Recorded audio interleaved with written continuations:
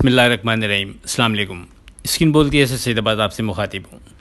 بات کریں اپنی 2 اکتوبر کی فورکاسٹ سے متعلق تو ایک دفعہ پھر آپ سے سیف ٹریڈ کے لیے جو سپورٹ لیول اور فوکس انڈیکس کا ذکر کیا وہ وہی 46,100 اور 46,000 اپنی جگہ برقرار تھا.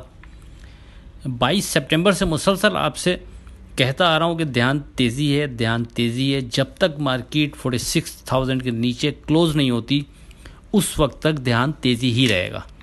مارکیٹ نے بڑھ کر 46,704 کا ہائی بنایا, اس کے بعد گرتی ہے اور کلوز ہوتی ہے 46,627 پر.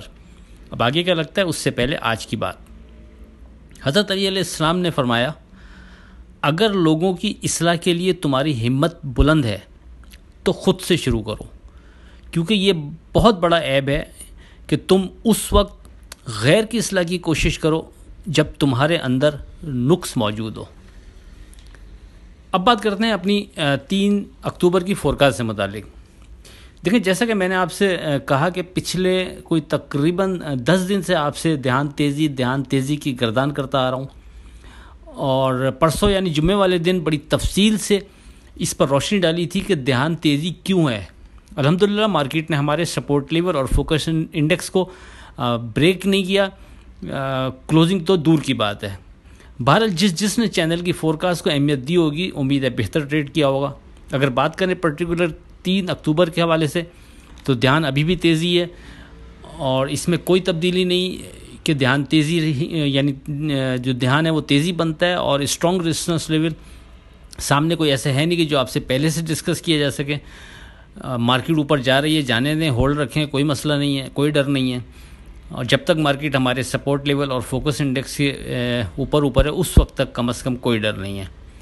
آپ سے بار بار کہا تھا کہ جو بھی ہمارے فوکس انڈیکس اور سپورٹ لیول کے قریب انٹری لے گا اس کا رسک فیکٹر کم ہوگا, اور پھر اس جگہ پر وہ اعتماد سے ٹریڈ کر سکے گا. واضح کر دیا تھا جتنا مارکیٹ ہمارے سپورٹ لیول اور فوکس انڈیکس سے دور جاتی رہے گی اتنا ہی ٹریڈ کرتے وقت آپ کا رسک فیکٹر بڑھتا چلا جائے گا.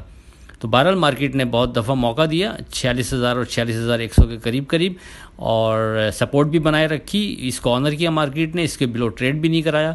تو جس نے اس موقع سے فائدہ اٹھایا ہوگا امید ہے ٹریڈ اس کا بہتر رہا ہوگا.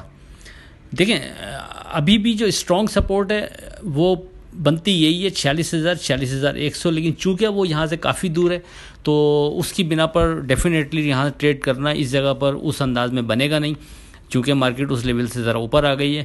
اب سیف ٹریڈ اگر وہ کرنا چاہتا ہے اور فریش انٹری کوئی لینا چاہ رہا ہے تو اس کے لیے بہتر ہے کہ وہ 46,500 پر فوکس رکھے.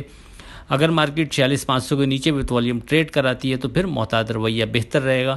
لیکن یاد رکھیے گا ہمارا strong support level focus index ابھی بھی 46,100 46 اپنی جگہ برقرار ہے, اور 46,000 کی کلوزنگ سے یعنی اس کے بلو کلوزنگ سے پہلے ہمارا دھیان ابھی بھی تیزی ہی رہے گا. آخر میں اس دعا کے ساتھ اللہ حافظ, کہ خدا آپ کے کاروبار میں برکت عطا کرے. الہی آمین. اللہ حافظ.